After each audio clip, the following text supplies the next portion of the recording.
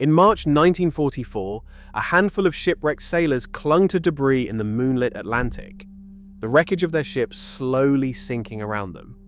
Out of the darkness, a German U-boat surfaced, not to rescue them, but to end them.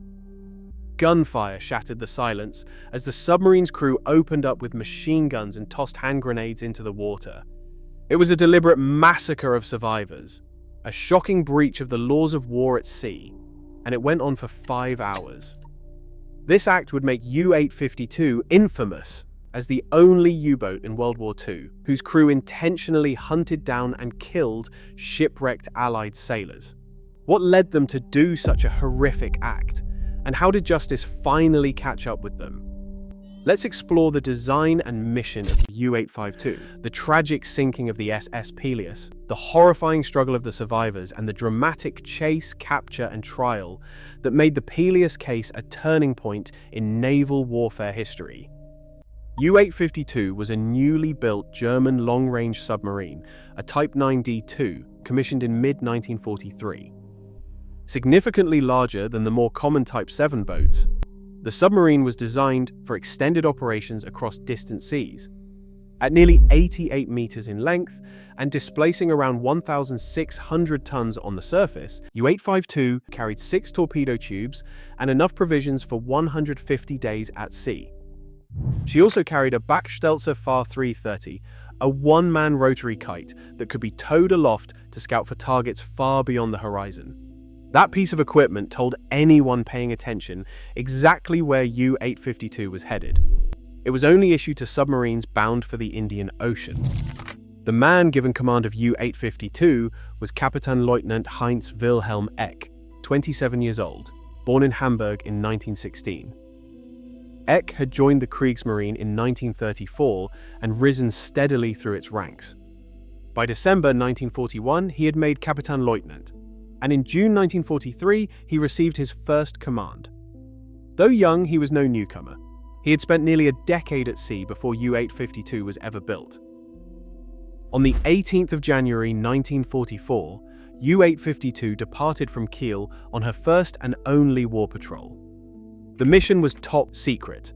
The boat was being sent to the Indian Ocean to join the so-called Monsoon Group, a handful of long-range U-boats tasked with disrupting Allied shipping far from Europe's well-patrolled waters.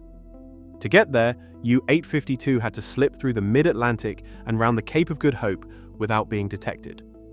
Stealth was everything.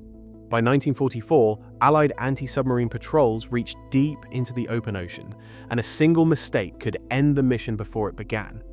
Before leaving, Eck had been briefed on the Laconia Order. This was the directive issued by Grand Admiral Karl Donitz in 1942, after a U-boat was attacked by Allied aircraft while rescuing survivors from a ship it had sunk. Donitz's response was blunt. The order told commanders that rescue was incompatible with the demands of war. Be harsh. Eck would later cite this order to justify his actions. But the Laconia Order told commanders not to rescue survivors. It said nothing about killing them.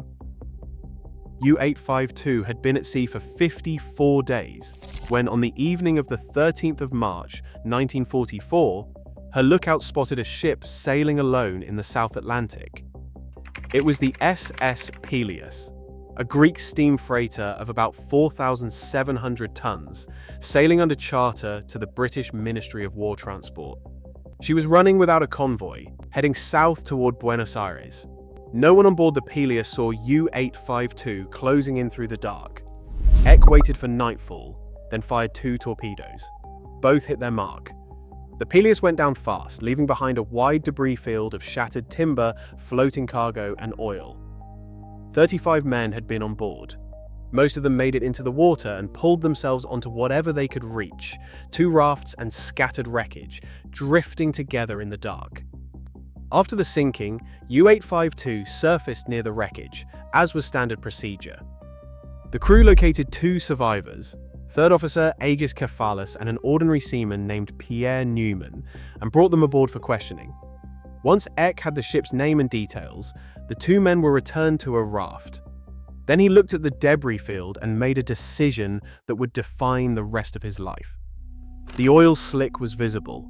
The rafts were visible. When daylight came, any Allied patrol aircraft out of West Africa or Ascension Island would see them from miles away and know exactly what had happened here.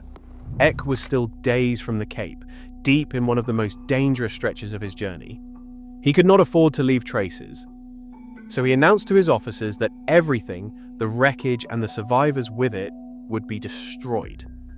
His chief engineer, Oberleutnant Hans Lenz, immediately pushed back, telling Eck plainly that he did not agree with the order. Eck overruled him. He told his crew in his own words later that he had made the decision with a heavy heart. It did not look that way from the water. U-852's deck machine gun was brought up and trained on the floating survivors. What followed was a cold and methodical killing.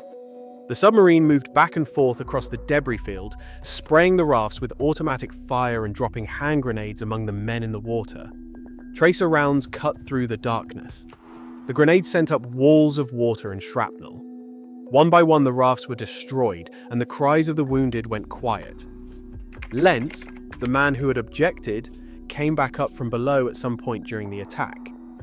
He found a young engine room rating, Wolfgang Schwender, at the machine gun. For reasons he never clearly explained, Lenz took the weapon from Schwender's hands and fired it himself. The ship's own doctor, Walter Weisfennig, also picked up a firearm and joined in. As a medical officer, he was a non-combatant under the laws of war. He fired anyway. Second watch officer August Hoffmann took part as well. When Eck finally ordered the submarine south, he was satisfied he had left nothing behind. But against all odds, 4 men had survived, hidden among the wreckage or still enough in the water that the gunners had passed over them. They found a few fragments of wreckage still afloat, just enough to cling to, and began to drift. For 25 days, the survivors held on. On the 25th day, one of them died. 3 remained. They drifted for 7 more days, surviving on rainwater and whatever little they could find among the wreckage. Then, on April 20th, 1944, a Portuguese vessel spotted their raft and pulled them out of the water. They were landed at Lobito in Angola a week later. Their testimony was chilling. They described how a German submarine had surfaced, interrogated them, then systematically tried to kill every survivor with machine guns and grenades. They could not identify the boat. The British published the reports and kept a close eye out. Back in the Atlantic, Eck had pushed on. On the 1st of April, off Cape Town, he torpedoed and sank the British cargo ship SS Peleus. This time he left immediately without touching the survivors. He rounded the Cape and turned north into the Indian Ocean. It was the last leg of the voyage he had planned. He would not complete it. The British had been reading German naval signals through their Ultra program. They knew U-852 was coming. The Royal Air Force at Aden was already waiting. On the 30th of April 1944, a Vickers Wellington bomber from the Royal Air Force found U-852 on the surface in the Arabian Sea and attacked her with depth charges. The blast ruptured her pressure hull. She could no longer dive.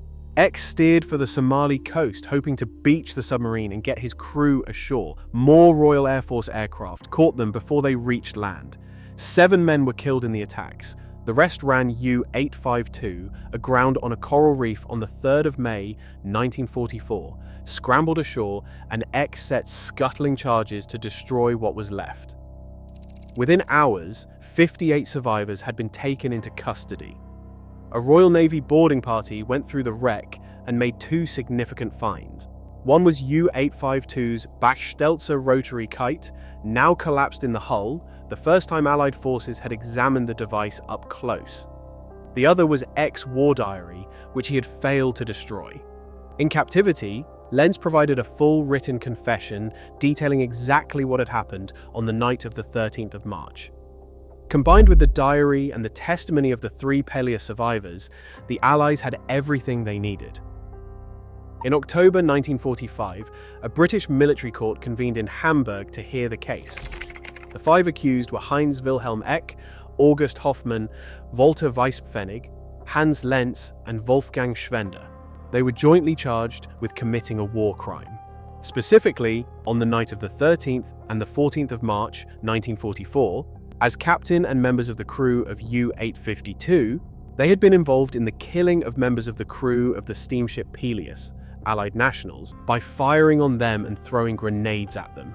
The trial ran from the 17th to the 20th of October 1945.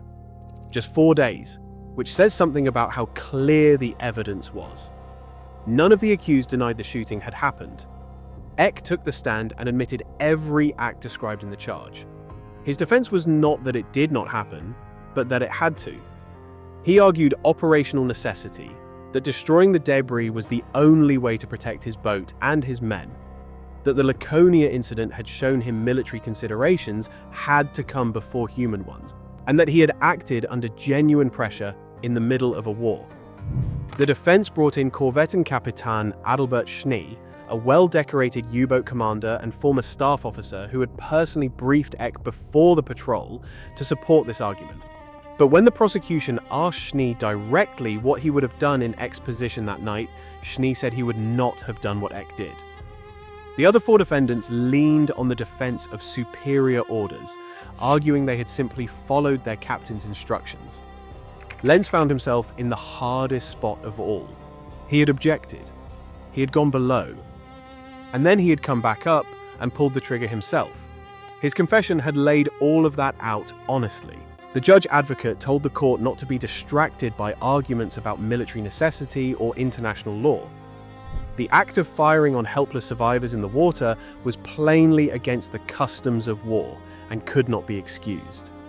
On the 20th of October 1945, the court found all 5 men guilty. Eck, Hoffmann and Weisspfennig were sentenced to death. Lenz received life imprisonment. Schwender was sentenced to 15 years. On the morning of the 30th of November 1945, the 3 condemned men were executed by a British naval firing squad near Hamburg. Eck was 29 years old. He became the only German U-boat commander executed for war crimes in the Second World War. Lenz served 8 months before his release. Schwender was freed in 1951 after 6 years. The Peleus trial was the first war crimes case completed by a British military court after the war, a full month before the Nuremberg proceedings even opened. It was the only case in which German U-boat personnel were convicted of war crimes during the entire conflict. There are lines that cannot be crossed at sea, and rank is no protection from the consequences of crossing them. If you enjoyed this video, please consider subscribing and liking the video.